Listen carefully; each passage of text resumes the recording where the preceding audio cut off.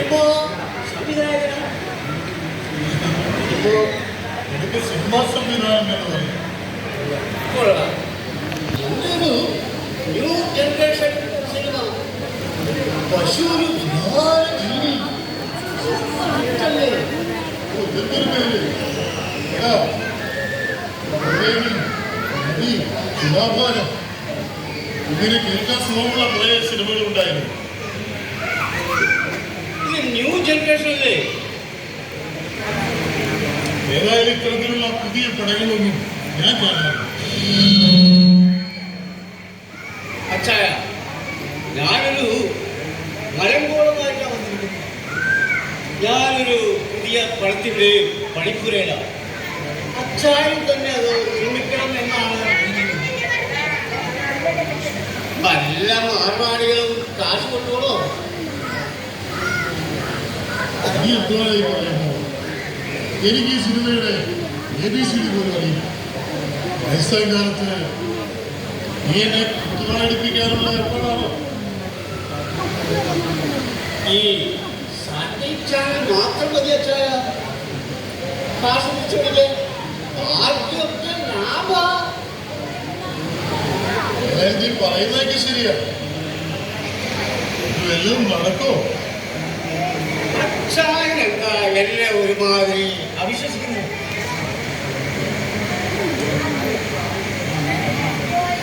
ആ, നീ സങ്കടപ്പെടാതെ ഞാനൊന്ന് ആലോചിക്കട്ടെ. നീ പോയിട്ട് നാളെ ശരി അച്ചായ. പടമൊക്കെ നിർമ്മിച്ചാൽ നാട്ടുകാരുടെ മുമ്പിൽ എഴുതി നടക്കാം.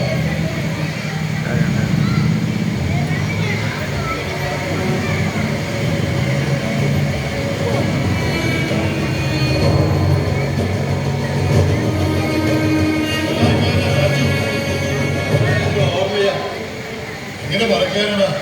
പണ്ടൊക്കെ നമ്മളൊരു കുടുംബം പോലെ ജീവിച്ചവരല്ലേ. അതിരിക്കട്ടെ, നീയിപ്പോ എന്ത് ചെയ്യും?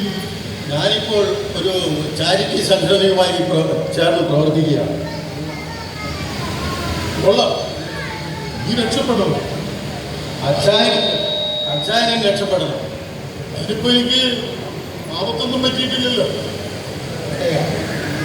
ഞങ്ങളുടെ സംഘടന ഒരു ചാരിറ്റി സംഘടന ഒരു എഞ്ചിനീയറിംഗ് കോളേജ് തുടങ്ങി.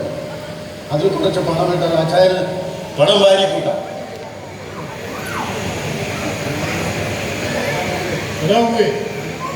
ഞാനൊരു സിനിമ പിടിക്കാനുള്ള ആലോചനയാണ്.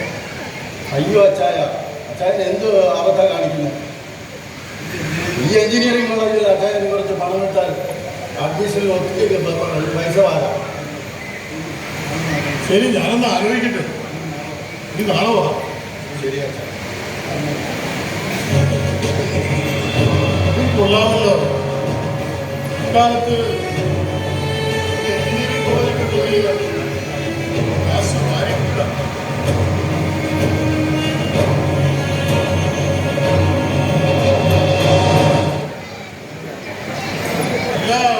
കൊച്ചിനല്ലേ? അതെ, നീ വന്നിട്ടുണ്ടെന്ന് അറിഞ്ഞു. ഒന്ന് കണ്ടേച്ച് പോകാന്ന് വെച്ച് വന്നതാണ്. ഇവിടെ നിന്റെ കള്ളച്ചോടൊക്കെ അറിഞ്ഞില്ലേ? ഇപ്പോൾ 5 സ്റ്റാറിലേ ഉള്ളൂ.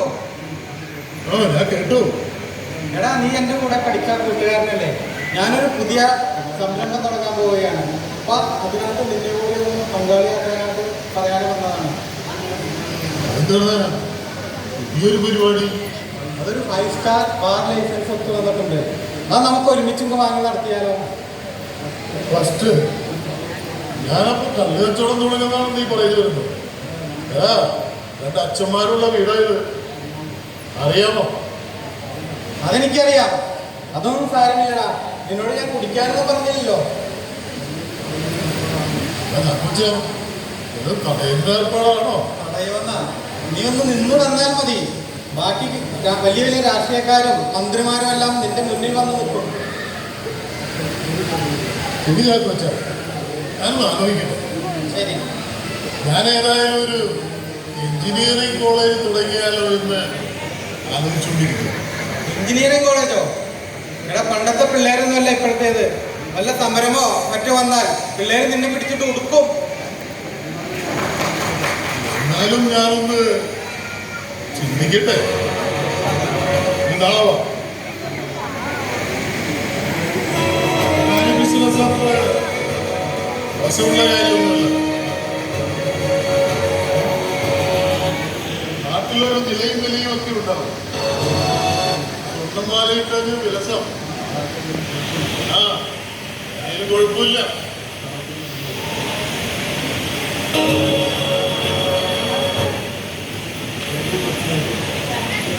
ദിവസം നീ തെക്കേലെ കൃഷ്ണന്റെ മകൻ സാവിത്രിയല്ലേ? എന്നെ മറക്കാനാ? അതിരിക്കട്ടെ, നിന്റെ കെട്ടിയവരിപ്പോഴും പട്ടാളത്തിൽ തന്നെ അല്ലേ?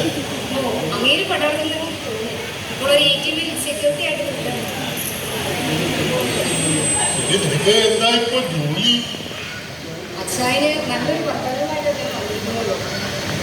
അതെന്താണ്?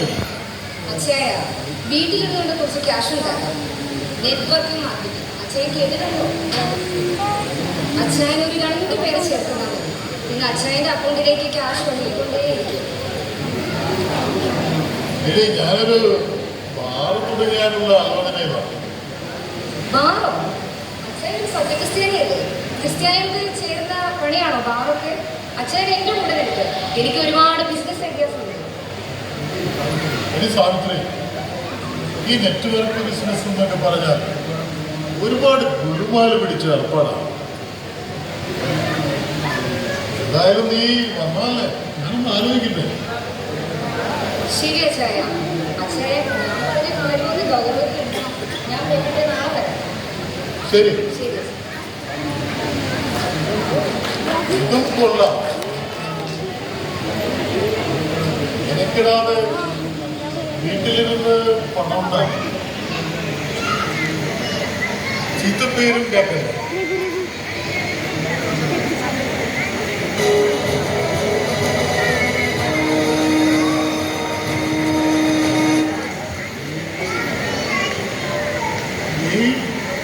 ഞാൻ ഇസ്മായിൽ ബക്കറിന്റെ മകൻ. നീ ഇപ്പോൾ രാഷ്ട്രീയത്തിലാണെന്ന് കേട്ടു. അതെ ചായ, ഞാൻ ഈ വാർഡിലെ ബി ഡിവിഷന്റെ സെക്രട്ടറിയാ.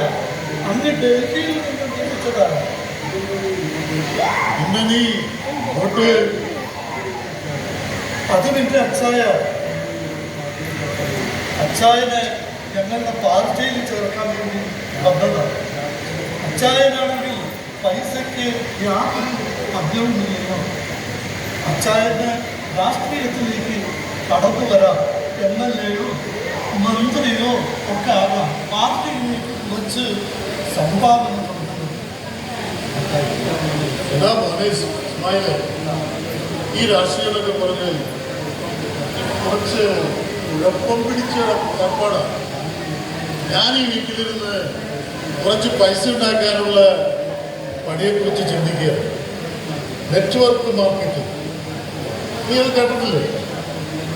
അതൊന്ന് തുടങ്ങിയാലോ എന്ന് ആലോചിക്കും. അതൊക്കെ തട്ടിപ്പച്ചായ. അതിനൊന്നും ചെന്ന് ചാടല്ലേ. അച്ചായൻ രാഷ്ട്രീയത്തിലേക്ക് വരും. നമുക്ക് അടിച്ചു പൊളിക്കാന്നേ. എന്തായാലും ശരി, ഞാനൊന്ന് ആലോചിക്കട്ടെ. ഞാൻ നാളെ പറയാം. ശരി അച്ചായ, നാളെ കാണാം. ഇക്കാലത്ത് രാഷ്ട്രീയം എന്ന് പറഞ്ഞാൽ അത്ര മോശമുള്ള ഏർപ്പാടൊന്നുമല്ല. MLA-യും MP-യും മന്ത്രിയൊക്കെയായി മുടിവെച്ച കാറിൽ അനുയായികൾ, അങ്ങനെ ആകപ്പാടെ ഒരു ചുറ്റുപാട്. എന്താ എന്ന് പറയണ്ട.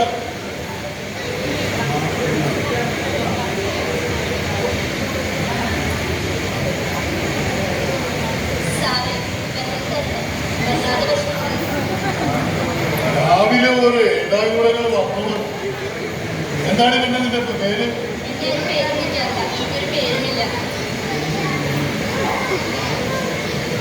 ശരി, നിൽക്ക്.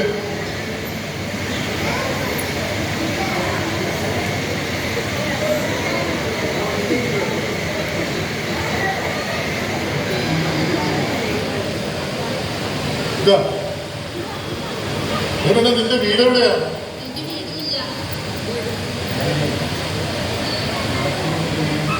സാക്ഷരത കൊണ്ടും സമ്പന്നത കൊണ്ടും സമ്പന്നമായ നമ്മുടെ കൊച്ചു കേരളം കുട്ടികൾ ബാലവേല ചെയ്തും ചൂഷണത്തിന് വിധേയമായും പട്ടിണി കിടക്കുകയും ചെയ്യുന്നു.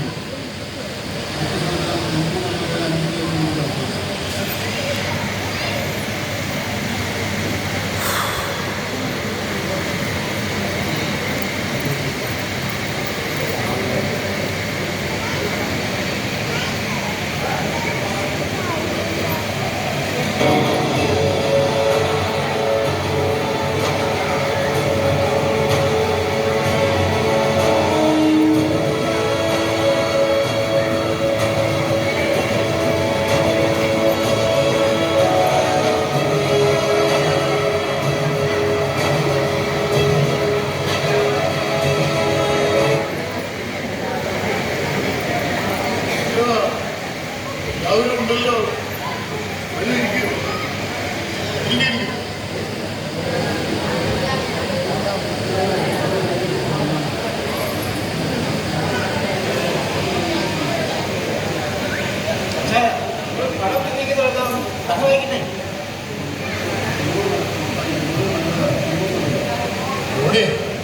സിനിമയ്ക്ക് നല്ലതാണ്. ന്യൂ ജനറേഷൻ സിനിമകളോട് എനിക്കൊരു വെറുപ്പുമില്ല. പക്ഷേ പണ്ടത്തെ സിനിമകളിൽ മാതൃകളാക്കേണ്ട ഒരുപാട് കാര്യങ്ങളുണ്ടായിരുന്നു. ഇന്നത് അവിഹിതങ്ങളുടെ കുംഭസാരകൾ മാത്രമാണ്. എനിക്ക് വിരോധമൊന്നും തോന്നരുത്, എനിക്കതിൽ താല്പര്യം. നമ്മുടെ എഞ്ചിനീയറിംഗ് കോളേജ് തുടങ്ങാനുള്ള ഏത് മന്ത്രിയാണ് നമ്മൾ ക്ഷണിക്കേണ്ടത്? അതൊക്കെ പറഞ്ഞാൽ മതി. എടാ രാജു, ഒരു പാവപ്പെട്ട പിള്ളേരുടെ വിദ്യാഭ്യാസത്തിന് വേണ്ടിയായിരുന്നുവെങ്കിൽ ഞാൻ നിന്റെ കൂടെ നിൽക്കണം. നീ ഇതൊക്കെ ചെയ്യുന്നത് നിനക്ക് മാത്രം തിന്നു തീർക്കാൻ വേണ്ടിയുള്ളതല്ലേ? അതുകൊണ്ട് രാജു, എനിക്കതിൽ താല്പര്യം. ഇത് ശരിയാ പത്താഴ്ച. നമുക്ക് ബാർ ലൈസൻസിന്റെ കാര്യമായിട്ട് മുന്നോട്ട് പോകാം. ചാക്കോച്ച, കുടിക്കുന്നത് തെറ്റാണെന്നൊന്നും ഞാൻ പറയുന്നത്. അറിഞ്ഞുകൊണ്ട് ഒരു തന്നെ കുടുംബത്തിൽ പോകേണ്ട അരിയിൽ ഞാൻ തന്നെ കല്ലുവാരി ഇടുമോ? ബോധമുള്ള ഒരു ലോകത്തെയാണ് നമുക്ക് വേണ്ടത്. മദ്യവും മയക്കുമരുന്നും തലമുറകളെ നശിപ്പിക്കുന്ന ഒരു സാമൂഹ്യ വ്യവസ്ഥയല്ല നമുക്ക് വേണ്ടത്. അതുകൊണ്ട് ചാക്കോച്ച, എന്നെ നീ അങ്ങ് വിട്ടേ. ഞാൻ അപ്പോഴേ പറഞ്ഞില്ല വീട്ടിനോട് കുറച്ച് പണം ഉണ്ടാക്കണമെന്ന്. Network marketing business. അപ്പം ഫോൺ എടുക്കാമോ ചെയ്യാം? സഹോദരി, പെരുപ്പിച്ച് കാണിക്കുന്ന ഈ അക്കങ്ങളുടെ തുമ്പത്ത് തൂങ്ങി മരിക്കുന്ന ഒരുപാട് ജന്മങ്ങളെ ഞാൻ കണ്ടിട്ടുണ്ട്. ഞാൻ കഷ്ടപ്പെട്ടുണ്ടാക്കിയ കാശ് കൊണ്ട് കയറ് വാങ്ങി ഞാൻ തന്നെ കിടക്കിട്ട് ചാകണമെന്നാണോ സാവിത്രി പറയുന്നത്?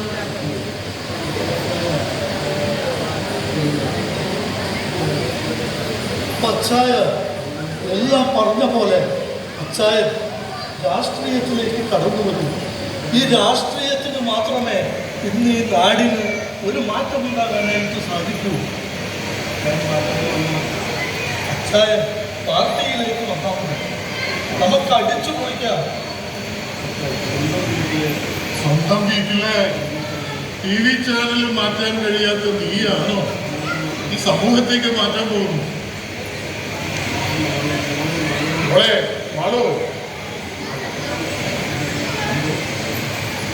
ആരാ ചായ? പേര് പോലും അറിയാത്ത, ഒരു ജീവിതമാർഗവും ഇല്ലാത്ത, അലഞ്ഞു തിരിഞ്ഞു നടക്കുന്ന കുറെ ജന്മങ്ങൾ നമുക്ക് ചുറ്റുമുണ്ട്. ഇവരെ പോലുള്ളവർക്ക്